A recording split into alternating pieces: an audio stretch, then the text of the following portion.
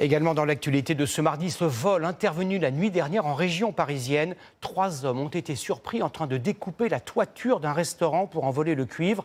L'un des suspects a poussé un policier du toit, haut de 5 mètres. Ce métal qui se revend jusqu'à 8 000 € la tonne attire les gangs, parfois venus de très loin. Florence de Juvigny, Paul Gély et Agathe Vigier. Un toit volatilisé. C'est même ouvert. Oh là là. Eux sont les acquéreurs des lieux depuis la semaine dernière. Je suis choqué qu'on puisse voler une toiture, quoi. On parle d'un toit, même en mettant une alarme. L'alarme, elle protège pas le toit. Il est minuit hier. Une patrouille de police est appelée pour des bruits suspects. Dans la lueur de leur lampe torche, 3 hommes sur le toit, en train de le dépecer de ses plaques de cuivre.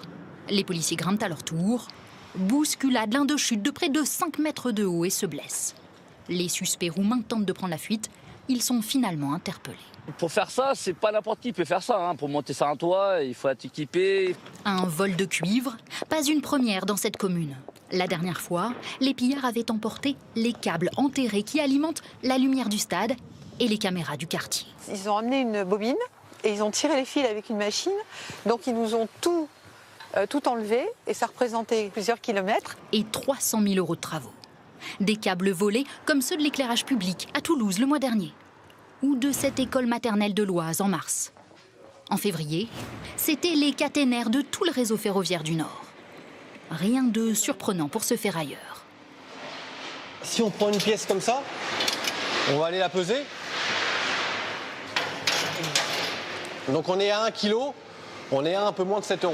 Presque le double d'il y a 10 ans.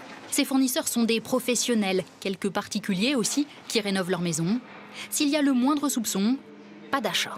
Des câbles ou des bobines de cuivre qui vont être estampillées SNCF ou EDF par exemple. Là, on va avoir un doute, quoi. Il y a également des signalements qui sont faits de la part de la gendarmerie, ce qui nous permet d'être informés des vols. Chaque transaction est tracée, la pièce d'identité du vendeur enregistrée. Le cuivre volé serait le plus souvent revendu dans les pays de l'Est et en Afrique du Nord.